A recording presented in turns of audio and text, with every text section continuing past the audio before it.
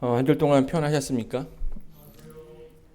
네, 이렇게 아주 열심히 한 주를 살다가 하루를 이렇게 쉴 수 있다는 것은 참 저희들에게 큰 축복인 것 같습니다. 이 쉼 가운데 하나님의 치유가 있고 또 여러분의 마음 가운데 또 위로가 있게 되기를 간절히 바랍니다. 목회를 이제 하면서 굉장히 많은 보람을 느낍니다. 목회를 시작한 지가 한 20년 이제 되어 가는데요. 근데 이 감정은 저뿐만 아니라 이제 교회를 섬기는 우리 장로님이라든지 집사님들 또 모든 분들이 느끼는 하나님의 사업을 할 때에 하나님께서 또 그 사람들에게 또 채워주시는 그런 어떤 축복이 분명히 있다고 생각을 합니다. 제가 이제 미국에 오기 전에 마지막으로 섬겼던 교회가 이제 김포교회였습니다. 이제 거기서 이제 5년을 있었는데요. 막 이제 안수를 받고선 나온 이제 각종 예식도 이제 혼자 해야 되고 또 했던 곳이라서 처음에는 좀 힘들긴 했지만 그래도 함께 이렇게 하나님의 사역을 한다라는 것에 또 힘을 맞춰서 굉장히 큰 어떤 보람을 느꼈던 그런 시간들이었습니다. 그리고 한 사람 한 사람씩 이렇게 변해가는 그런 모습들을 보면서 하나님께서 살아계시는구나, 하나님께서 역사하시는구나 라는 것을 체험할 수가 있었습니다. 근데 이제 모든 게 다 이제 순조로웠던, 정말 이렇게 만족스러웠던, 교회도 성장하고 막 이렇게 교인들도 늘어나고 또 실비금도 늘어나고 막 이제 그런 가운데 문득 제 머릿속에 드는 생각이 하나 있었습니다. 그게 뭐냐면 목회가 위태로워질 수도 있겠다라는 생각이 문득 든 거예요. 위험해질 수도 있겠다. 왜냐하면 이 목회자라는 어떤 그 직분 자체가 늘 이제 하나님의 그 뜻을 살펴야 되고 또 하나님께서 가르치신 그 것들을 어떻게 또 교인들에게 얘기를 해줄지 또 그들의 그 실생활에서 어떻게 살아갈 수 있게끔 또 그 말씀을 믿고 살아갈 수 있게끔 할지 늘 이제 고민을 하게 되는 이제 그런 직분이죠. 그리고 그러다 보면은 또 스스로도 그 말씀대로 살아가려고 노력을 하고 또 그 가운데서 생기는 어떤 그런 세상과 어떤 그 충돌 가운데서 또 여러 것들 많은 것들을 좀 느끼면서 이제 그런 것들이 교인들에게 좀 도움이 되고자 노력했던 것 같습니다. 자, 근데 이제 그렇게 살다 보니까 어느 순간부터 이제 성도님들이 굉장히 좀 잘 해주시더라고요. 네. 그래가지고 좀 그렇지만은 하나님의 사람인 것처럼 이렇게 대해 주셔가지고 집에서 그 농사 지은 거 맨 처음 나오면 그것도 우리 목사님 드려야 된다고 갖다 주시기도 하고 또 이것도 갖다 주시기도 하고 또 집을 사면 또 집에 와서 우리 새 집에 또 기도해 주셔야 된다고 또 그렇게 요구하기도 하고요. 또 차를 사도 목사님이 기도해 주셔야 사고가 안 난다고 이렇게 하시는 분들이 가끔씩 계시더라고요. 물론 이제 교회 안에서 이제 목회자뿐만 아니라 장로님들, 집사님들에 대해서 서로 이제 존중하는 모습들이 굉장히 중요하다라고 생각이 됩니다. 근데 이제 그런 어떤 그 받는 위치에 또 있다 보니까 제가 이제 문득 이게 왜 나에게 주어지는가에 대해서 생각할 때에 제가 이제 혼동을 할 때가 가끔씩 있더라고요. 그러니까 사실은 우리가 누군가를 축복해주고 누군가를 위해서 기도해주는 것, 네. 이제 그 모든 것의 주체는 누구일까요? 하나님이시죠. 네. 하나님께서 기도를 들어주시고 그 기도에 응답을 해주시는 거고요. 그 기도의 응답으로 누군가를 낫게 해주시기도 하고 또 누군가를 위로해 주시기도 하고 또 교회의 어떤 그 문제들을 해결해 주시는 겁니다. 근데 사실 이게 목회자가 주는 게 아닌데 내가 주는 건가라는 그런 생각을 가끔씩 할 때도 그런 혼란이 있었다라는 거죠. 그렇죠. 지금도 그런 생각을 하지 않지만 나에게 뭐가 있나라는 생각이 문득 들 때가 있었던 것 같아요. 그리고 그때 그게 마치 누군가에게 오는 그 호의라든지 그 선의가 당연한 것처럼 여겨지는 그런 순간도 있었다라는 겁니다. 그래서 그 순간에 이게 목회라는 그 길이 하나님의 옆에서 어쩌면 하나님에게 축복을 받는 그런 위치이지만 또 다른 한편으로는 가장 위험해질 수 있을 수도 있겠다라는 그런 생각을 좀 하게 된 것이에요. 여러분, 모세가 이제 그런 실수를 했죠. 하나님의 가장 가까운 곳에서 그러니까 하나님 백성을 인도하는 그 지도자로서 하나님의 그 말을 대변하는 그런 인물이었는데 그 가운데서 실수를 하는 때가 있었고요. 또 그 외에도 성경 여러 부분에서 이제 그런 실수를 했던 사람들이 종종 등장하게 됩니다. 우리 성경 말씀 사무엘하 6장 6절에 있는 말씀을 한번 읽어보도록 하겠습니다. 읽겠습니다. 시작. 저희가 나곤의 타작 마당에 이르러서는 소들이 띠므로 웃사가 손을 들어 하나님의 궤를 붙들었더니 하나님의 그 법궤가 그 전쟁 가운데 나갔다가 그 법궤를 빼앗기죠. 근데 이제 그 법궤를 이제 블레셋 백성들이 그걸 취해가지고 어떻게 하려고 했는데 그게 잘 안 됐어요. 그 신전 안에 있는 것들이 다 망가지고 부서지고 하면서 이거는 요물이다 해서 다시 갖다 줘야 된다라고 해서 그것을 이제 이스라엘에게 반환하고자 하는 그런 일이었습니다. 근데 그런 가운데 한 집에 머물게 되었고 잠깐 머물게 되었는데 그러고 난 다음에 이거를 이제 이동하게 되는 때에 그때에 벌어졌던 그런 사건인 것이죠. 수레를 끄는 소들이 날뛰는 그 날뛰어서 뭐 지금처럼 아주 뭐 안전하게 이동할 수 있는 게 아니고요. 수레 위에다가 이렇게 잘 얹어놓고서 살살살 가는데 뭐 안에 큰 도로 이렇게 바퀴를 지나갔는지 덜컹하면서 이게 그 위에 있던 법궤가 뭐 한 겁니까? 흔들리게 된 거죠. 그래서 마음씨 착한 웃사가 이거 내가 해야겠다라는 그 마음이 들어서 이 법궤를 쓰러질까 봐 붙잡았던 것입니다. 그런데 어떻게 됐습니까? 이 웃사가 이 행동을 통해서 죽게 되었죠. 인간적인 마음으로 보게 된다면 또 어떤 그 상황적인 윤리로 보게 된다면 사실 이 웃사의 행동은 전혀 잘못된 것이 없습니다. 그렇죠? 우리도 누가 가다가 이렇게 넘어지면 도의적으로 이렇게 도와주기도 하고 의도적으로 이렇게 다가가는 그런 모습들을 우리가 하지 않습니까? 자, 그런데 왜 이 사람이 죽을 수밖에 없었는가라고 얘기했을 때에 그 근거는 성경에서 찾아볼 수 있다는 거죠. 하나님의 말씀에 의거했을 때에 그 웃사의 행동은 어떤 겁니까? 신성을 모독한 행위였습니다. 성경이 여러 부분에서 이 법궤에 관해서 어떻게 이동할 때 어떻게 해야 되고 또 어떻게 다뤄야 되는지에 대해서 잘 설명해 주고 있습니다. 그런데 이제 그런 많은 특성들을 무시한 채 인간적인 그 생각에 그것을 도울 수 있다라고 생각했기 때문에 이제 그런 행동을 했던 것이죠. 성경에 보게 되면요, 민수기에 보게 되면 하나님께서는 레위 자손 중에서 심지어는 이 고앗 자손일지라도 이것을 만지지 못하게 하셨습니다. 그러니까 아무나 이것을 만질 수 있는 것이 아니었다라는 거예요. 그리고 특별히 이 법궤는 하나님께서 임재하시는 곳으로 여겨졌기 때문에 그 안에 함부로 들여다볼 수 있는 것이 아니었습니다. 그리고 그것을 운반할 때에는 완전히 싸서 긴 그 막대기로 이렇게 그 고리에다가 연결해가지고 사람이 이고 가게끔 했던 것입니다. 그러니까 하나님께서 이 법궤를 그냥 이렇게 대한 게 아니라 아주 세밀하게 어떻게 다루어야 되는지에 대해서까지도 잘 설명해 주셨다라는 거죠.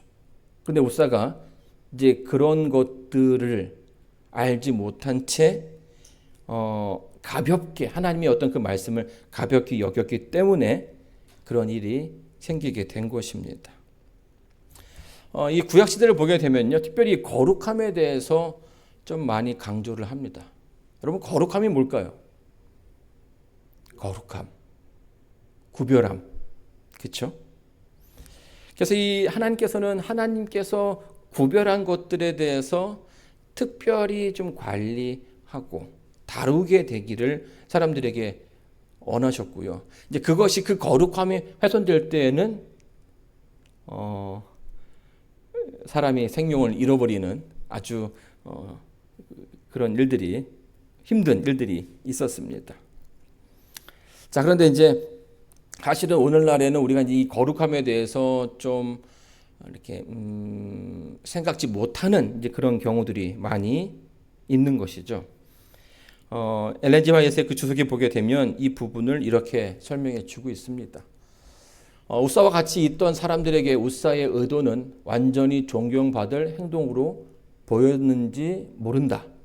그러나 그의 마음은 하나님과 바른 관계에 있지 않았다. 우사는 법궤를 오래 대하다 보니 그 친숙함 때문에 그 속에 불경의 정신이 자랐다. 그는 성급하고도 저돌적인 무례를 범하였다. 라고 이야기해 주고 있습니다. 그러니까 여기서 보면 이제 우사가 실수하게 되는 그 배경에는 첫 번째 뭐가 있습니까? 익숙함이 있는 거죠. 오랫동안 이 법궤를 자신의 그 집안에다가 잘 보관했다가 익숙해지니까 계속 보고 눈에 들어오니까 이게 어떤 물건인지에 대한 어떤 그 정확한 판단을 하지 못했던 거죠. 그냥 뭐 자기네 집에 어떤 그 물건이 하나인 것처럼 생각을 했던 것처럼 한 것이고요. 그래서 법궤도 하나님의 물건이 아니라 그냥 내가 이렇게 좀 잘하면 되는 그런 물건으로 봤다라는 거예요. 또 두 번째 실수는요, 하나님의 그 말씀에 대해서 그가 무지했다라는 겁니다.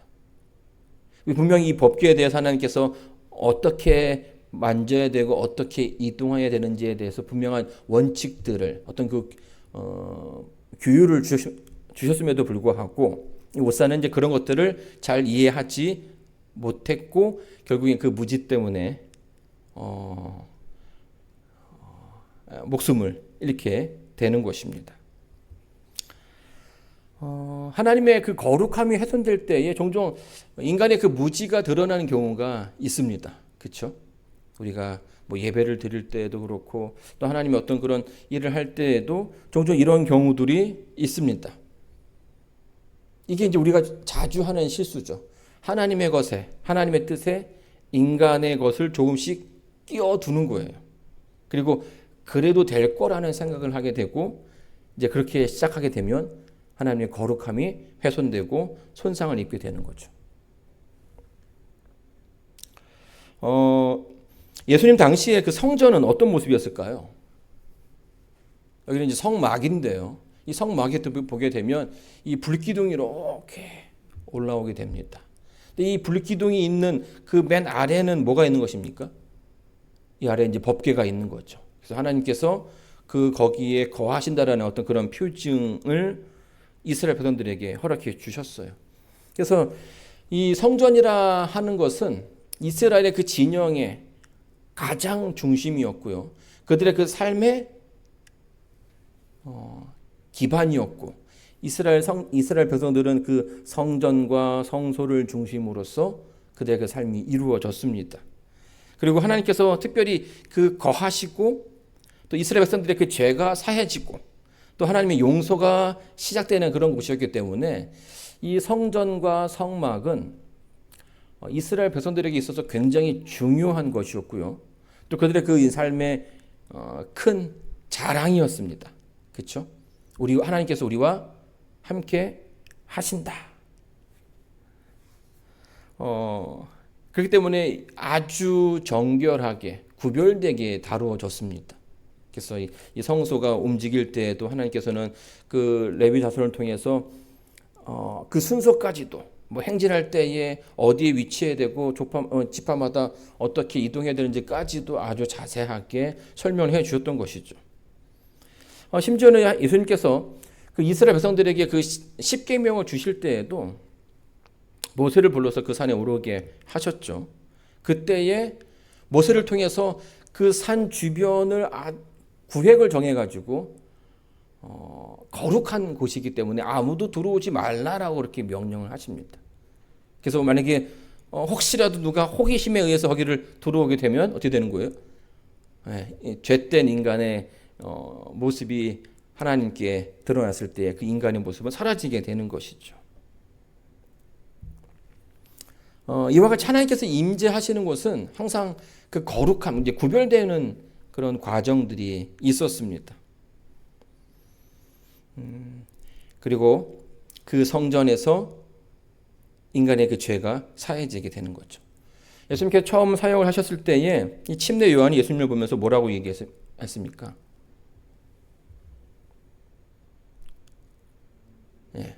침례 받으러 오시는 그 예수님의 모습을 보면서 세상 죄를 지고 가는 하나님의 어린 양이라고 고백을 했습니다. 과거 이스라엘 백성들이 계속 성소에서 자신의 그 죄의 문제를 해결했고요. 1년에도 뭐 수만 마리의 그 양들이 죽어갔습니다. 근데 그 양들이 표상하는 그 인물이 누굽니까? 예수님이었죠. 그래서 침례 요한이 예수님을 보면서 우리 인류의 그 죄를 위해서 돌아가실 예수님을 고백했다는 것입니다. 어린 양으로서 표현했다라는 거죠. 이 해마다 참 많은 양들이 죽어갔고요. 예수님께서도 결국에 이스라엘의 그 위해서 돌아가셨는데 이 어린 이 양을 잡는 목적이 있습니다. 그 목적이 뭡니까? 이스라엘의 그 죄를 해결하기 위해서, 그리고 성전이 정결해지기 위해서. 그리고 예수님 시대에는 한 가지 목적이 더 있었는데 그게 뭔지 아십니까? 그거는 제사장들의 이익을 위해서였어요. 마지막에 뭐라고요? 제사장들의 이익을 위해서. 예수님께서 그 성전을 방문하실 때에 종종 그 장면들을 보면서 굉장히 가슴 아파하시는 그런 장면들을 좀 보게 됩니다. 이스라엘의 그 절기 가운데 세 개의 절기는 가능한 한 모든 유대인들이 다 예루살렘 성전에 모이는 것을 권장하고 있습니다. 그게 유월절과 그다음에 오순절과 그리고 장막절입니다. 대속제. 이 세 개의 절기는 유대의 남자들은 다 오게끔. 그래서 그때가 되면은 많은 사람들이 저 먼 지방에서부터 긴 행렬을 통해서 예루살렘에 오게 되는 거죠. 특별히 예수님께서 이 6월절에도 예루살렘에 살진 않았지만 그 예식을 위해서 그곳에 가고 계셨어요. 자, 그런데 예수님 시대에는요, 그 성전에서 뭘 했냐면 성전세를 냈습니다. 세금을 냈어요, 세금을. 그리고 자신의 그 죄를 위해서 또 하나님께 예배드리기 위해서 양을 준비를 합니다. 아주 멀리 살고 있는 사람들도요, 그 양을 다 자기가 드릴 양을 데리고 옵니다. 그렇죠? 오랜 시간 동안 그러는 거예요. 근데 예루살렘 성전에 이르게 되면 이 제사장들이 그 양들을 검사해요. 왜 검사할까요? 원래 하나님께 드려지는 양은 어떤 양이 됩니까? 흠도 없고 점도 없는 그런 양이 되어야 됐죠. 그래서 이제 이게 하여튼 검사합니다. 고자인지 아닌지도 검사를 하고 이렇게 해가지고 완전한 그 양을 드리게끔 하는 거죠. 자, 그런데 예수님 시대에 이런 그 제사 제도에 좀 변화가 생기게 됩니다. 대제사장 가야바로부터 성전에서 그 성전 뜰에서 장사할 수 있게끔 허락해 줬어요. 성전에 세금을 내야 되는데 그 성전은 얼마냐면 유대의 그 법에 따르면은 20세 이상은요 성전 화폐로서 반세겔을 내야 했습니다. 유대인들의 화폐예요. 근데 그 반세겔은 그 세겔은 어디서만 쓰냐면 예루살렘 성전 안에서만 쓰는 돈입니다. 그러니까 평상시에서는 그 당시 이스라엘 백성이 로마의 속국이었기 때문에 로마의 그 로마의 돈을 사용하다가 성전에만 오면 이제 다시 그 환전을 해야 되는데 그 환전하는 일을 누가 했습니까? 상인들이 하게 됐는데 그 상인들이 이 제사장들과 거기에 나오는 이스라엘의 그 지도자들과 이렇게 결탁이 되었다라는 거예요. 그러니까 로마 돈을 가지고 와서 성전에서 환전을 해야 되는데 그 환전하는 그 수수료가 꽤 됐겠죠. 보통은 이제 반세길이면은 이제 2데나리온인데 그 2데나리온이면은 하루 노동자의 품값이 1데나리온이라고 합니다. 그러면 이틀치를 내는 거죠. 근데 환전 수수료가 더 붙기 때문에 좀 더 내야 되는 거고요. 양과 염소와 또 이렇게 그 밀가루도 팔기를 했다라는 거예요. 양들도 팔기 시작했다라는 거죠. 근데 그런 그 제사의 제물들도 역시 세겔로만 세야 되니까 로마의 그 돈을 가지고 와도 바로 쓸 수 있는 게 아니라 환전을 해야 된다라는 거예요. 근데 더 문제는 뭐냐면 이 제사장들과 상인들이 서로 결탁을 해가지고 저 지방에서 끌고 왔던 그 양들을 검사하는 데에 그 검사를 통과시켜주지 않는 거예요. 그럼 어떻게 됩니까? 그 성전 안에 있는 양을 사야겠죠. 그러면 그 양은 더 좋은 양이라고 소개가 될 거고 더 많은 돈을 내고선 그 양을 사야 한다라는 겁니다.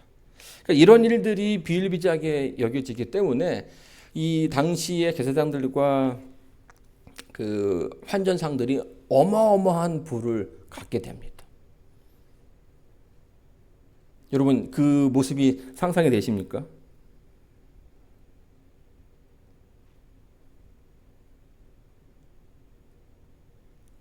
네.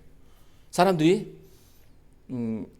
정말 하나님께 온전하게 데리고 가서 하나님을 만나게 하고 또 그들의 그 죄가 용서받게 하고 또 상처받은 이들에게 위로가 있게끔 하는 그 일을 누가 해야 되는 겁니까?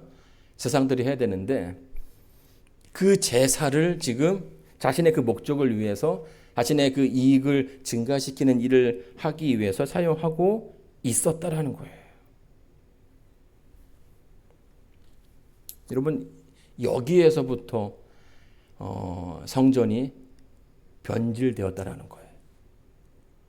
그러니까 하나님의 그 거룩한 곳에서 인간의 사사로운 그 감정이 더해질 때에 그 가운데 부패가 있게 되고 그 가운데 변질이 있게 되는 것입니다. 여러분 이 거룩함이라는 것은요 구별된다라는 거죠. 구별된다라는 것은 따로 떼어놓는다라는 거예요. 섞이지 않는다라는 거예요. 저희가 이제 어릴 적에 그 신앙할 때 항상 저희 어머니가 교회 오면 조용히 다녀야 된다고 얘기합니다. 걸을 때에도 어떻게 걸어야 돼요? 발 뒤꿈치를 이렇게 싹 들고 살금살금 걸어야 된다라고 이야기합니다. 그리고 어디를 교회를 이렇게 뭐 의자를 건너갈 때도 그냥 이렇게 서가지고 쭈삣쭈삣 가는 게 아니라 이렇게 숙이고서 마치 내가 안 지나가는 것처럼 지나가지만 안 지나가는 것처럼 이렇게 보여야 된다라고 이야기를 하셨어요. 그래서 막 지금도 보통은 이렇게 저도 지금도 앞으로 이렇게 다니는 게 좀 어색하더라고요. 항상 뒤로 돌아다니고 이제 그러기도 했고요. 또 이야기할 때면 어떻게 얘기합니까? 아주 조곤조곤 이야기하지만 남들이 잘 듣지 못하게끔 설교하시는 목사님 소리보다 더 크면 안 된다라고 이렇게 얘기를 했습니다. 근데 이제 그런 모습들이 처음에는 너무 좀 이렇게 억압하는 게 아닌가라는 생각이 들었는데요. 제가 이제 좀 나이가 들어서 생각해 보니까 그게 나름 그 어르신들이 또 저희 부모님 세대들이 그 거룩함을 유지하기 위한 나름의 그런 노력이었다라고 생각하는 것입니다. 그게 또 지혜였던 거죠. 하나님의 영광이 가려지지 않게 하기 위해서 뭐 하신 거예요? 그분들이 또 나름대로 그런 그 삶을 추구하면서 노력을 했다라는 거죠. 제사장들과 관원들은요, 사실 그러니까 제사를 통해서 죄인들이 하나님을 만나게끔 하는 게 목적입니다. 그렇죠? 수많은 그 양들이 죽어갔어요. 근데 그 양들이 누구를 상징하는 거냐면 예수님을 상징하는 거죠. 너희 죄 때문에 예수님께서 죽게 되었다. 그러나 슬퍼하지 마라. 그분의 그 희생을 통해서 우리가 낫게 되었고 우리가 새로운 삶을 살게 되었다. 그러니까 그런 역할을 사람들에게 알려줘야 하는 게 이제 제사장들이지 않습니까? 그렇죠? 그런데 제사장들이 이제 돈 맛을 알기 시작하면서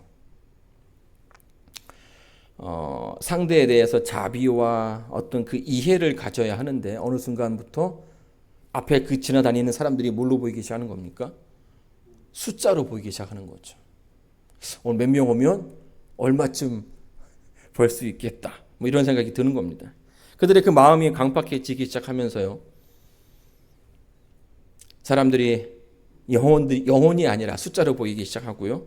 그러면서 거래가 생기고 그 가운데 소외가 생기고 소음이 생기고 하나님의 성전이 이제는 냄새나고 욕심이 가득한 곳으로 바뀌었다라는 거예요.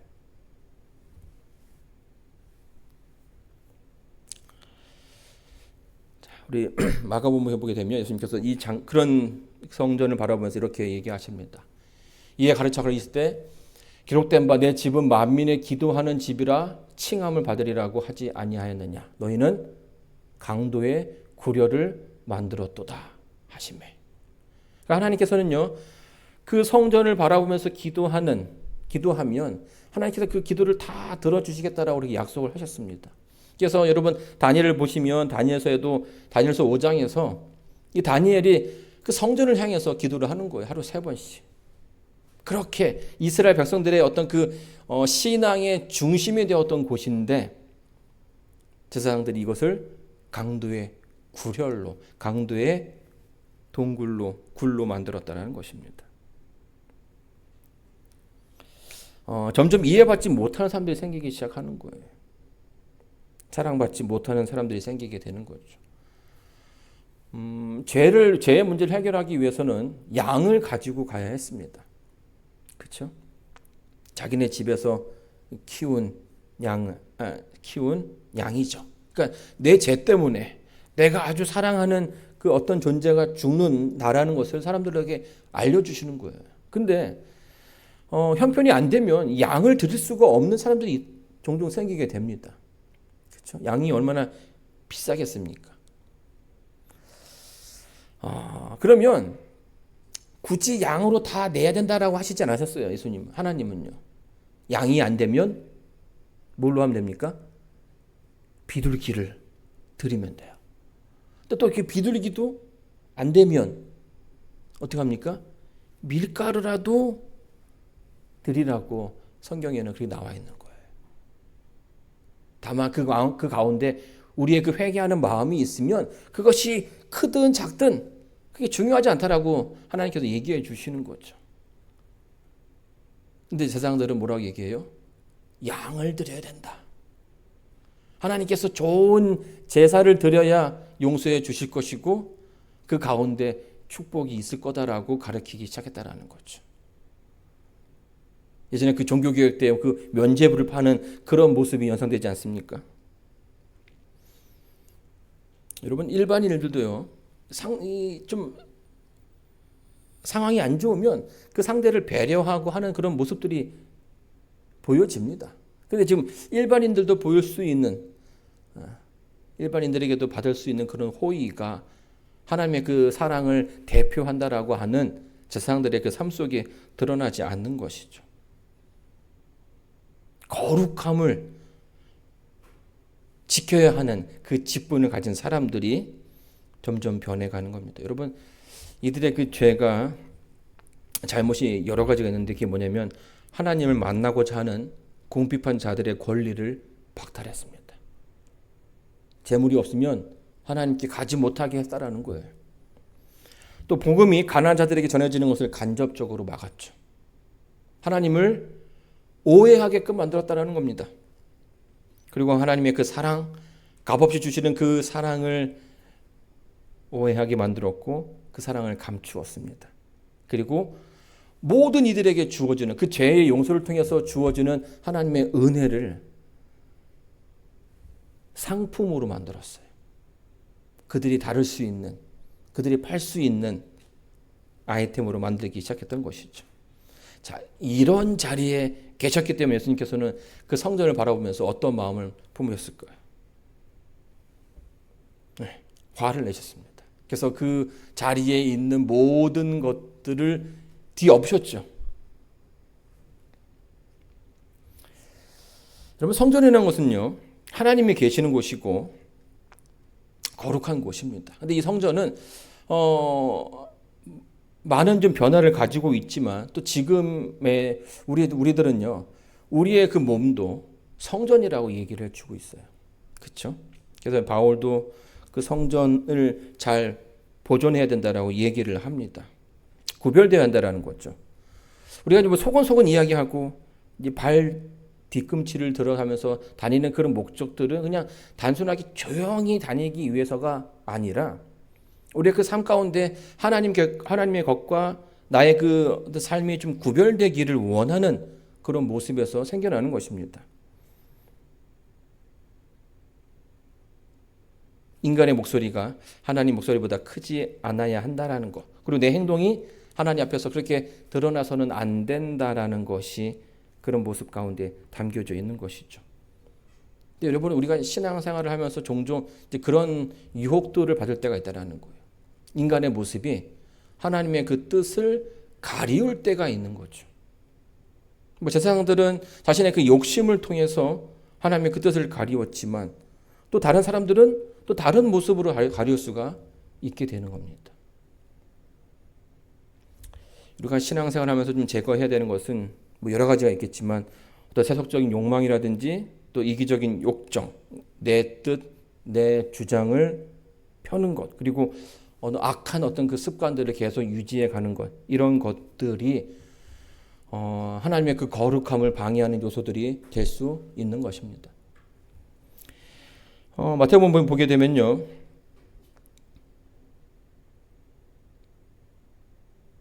그 성전을 해서 그 상을 뒤엎으시는 그 장면을 성경은 이렇게 묘사하고 있습니다. 소경과 전원 자들이 성전에서 예수께 나아오며 고쳐 주시니 대제사장들과 서기관들이 예수님이 하시는 일과 이상한 일과 또 성전에서 소리질러 호산나 다윗의 자손이 하는 아이들을 보고 분하여, 이런 표현이 나와 있습니다. 참 신기한 것은요, 하나님께서 그 성전에서 하나님의 그 분노를 표현하셨습니다. 그래서 이 동전 바꾸고 뭐 물건 파는 그 상들을 이렇게 뒤엎으시면서 하나님의 딱 그 순간에 예언서에 보게 되면 하나님의 그 신성이 번쩍였다고 설명해 주고 있어요. 그 안에 있던 모든 사람들이 고요해졌고요. 그 거룩함을 훼손했던 사람들은 다 도망갔습니다. 그런데 모두가 다 도망간 것이 아니고요. 거기에 남아있는 사람들이 있었다라는 거예요. 그리고 예수님께 다가가서 나를 축복하소서라고 얘기를 했다라는 거죠. 예수님의 그 사역을 보게 되면요, 3년 반 동안 사역이 있었지만요, 그 3년 반의 사역 동안 예수님은 참 많은 사람들을 만나셨습니다. 그리고 많은 이적들을 하셨죠. 가난한 자에게 복음을 전해주시고 아픈 자들에게는 그들에게 치유함을 허락해 주시고 귀신 들린 자들에게는 그 귀신 들림이 낫는, 그리고 누구든지 자신의 그 죄를 용서받기 위해서 다가갔던 사람들은 그것이 하나도 거부된 적이 없다고 설명해 주고 있습니다. 아픈 사람들도 그분께 갔을 때에 그 병이 다 치유함을 받았다라는 거예요. 근데 신기한 것은요, 이 가난한 사람들, 아픈 사람들은 치유가 되었는데 이 완악한 사람들은 치유가 되지 못했다라는 거예요. 자기의 그 죄 때문에 다가갔던 사람들은 그 죄가 용서받고요, 아픈 사람들은 그 병이 나았는데 그때 그 성전을 뒤엎으면서 그 마음 가운데 욕심이 가득했던 상인들이라든지 유대의 그 제사장들은 그들의 그 상한 마음이 치유되지 않았다라는 거예요. 무엇이 문제였을까요? 그들은 뭐 한 겁니까? 가장 가까이에서 예수님의 그 사역이 어떤 결과를 가지고 왔는지 확인하고 볼 수 있는 그런 축복을 받았음에도 불구하고 그분께서 나에게 다가오셔서 나의 이 부정한 마음을 회복하기를 거절했다라는 거예요. 그를 그대로 받아들이는 게 아니라 자기의 마음은 건들지 못하게끔 예수님을 거절하게 되었던 것이죠. 이 유대의 그 관원들, 특별히 그 제사장들 그룹이라든지 성경을 많이 봤던 그런 그룹들은요, 성경이 분명히 예수님의 그 탄생에 대해서 이야기를 해주고 있습니다. 그리고 그분이 어떠한 사역을 통해서 할 것인지, 어떠한 모습으로 이 땅에 오셨는지 다 얘기해 주고 있다라는 거예요. 그런데 그들은 그분의 사역을 받아들이지 않고요. 그들의 그 마음속에 그 소소하시는 하나님의 성령의 음성에 거절했다는 거예요. 예수님의 분노는요, 굉장히 무서웠지만 사실은 그 분노는 그들에게 또 다른 기회가 주어진 겁니다. 뭐 하라는 겁니까? 그들이 지금 잘못된 길을 가고 있으니 그 길에서 돌이키라는 거예요. 돌이키라는 거죠.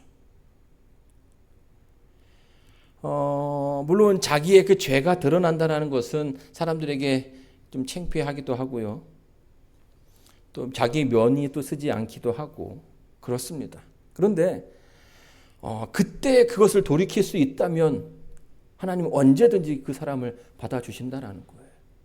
여러분 다윗이라든지 뭐 성경에 나오는 수많은 사람들, 뭐 베드로도 그랬죠. 자기의 그 죄된 모습이 다 드러났을 때에 그 앞에서 정말 통회하는 마음을 하나님께 다가갔을 때에 그 모든 것들이 다 거절되지 않았다라는 거예요. 오히려 그들 받아주시고 용서해 주시고 더 다시금 그 사역을 할 수 있게끔 허락해 주셨습니다. 그러나 제사장들의 그룹들은 어떻게 합니까?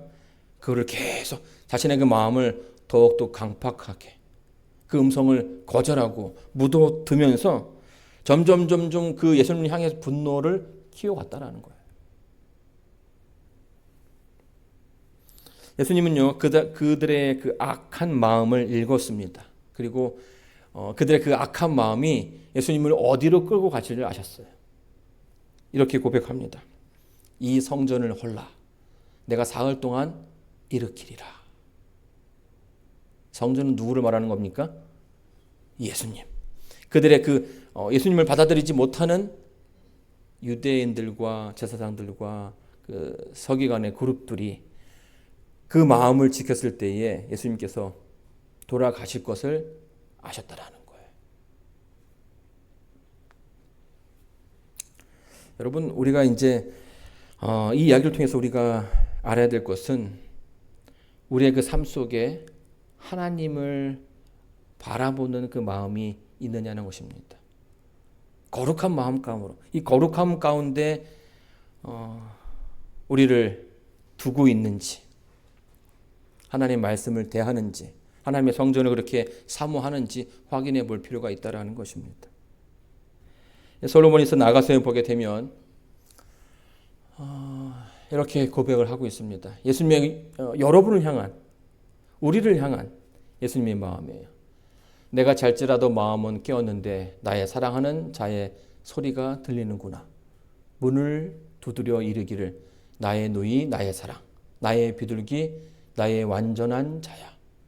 문을 열어 닫고 내 머리에는 이슬이 내 머리털에는 밤이슬이 가득하였다 하는구나. 솔로몬이 자신의 그 사랑하는 연인을 위해서 썼던 그런 글인데요. 이 글은 오늘날 우리를 기다리시는 예수님의 마음을 표현해 주고 있습니다. 어떻게 기다리고 계십니까? 밤이 맞도록 밤새도록 기다리신 거예요. 그래서 이 밤새도록 기다리면 어떻게 됩니까? 그 새벽 때치면은 이 밤이슬이 이 새벽 이슬이 내리지 않습니까? 그 이슬이 가득한 모습으로 여전히 우리의 그 마음 문 앞에서 두드리고 계신다라고 성경은 설명해 주고 있는 거예요. 사랑하는 성도 여러분, 하나님께서 여러분에게 초청하십니다. 여러분과 함께 하시기를, 그 문을 열고선 하나님과 함께 동행하기를 오늘도 원하시고 계십니다.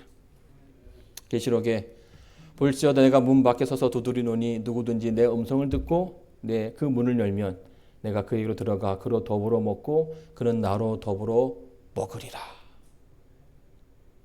예전에 그 어릴 적에 보면 그 기도 달력에 여러 가지 성화들이 많이 있지 않습니까?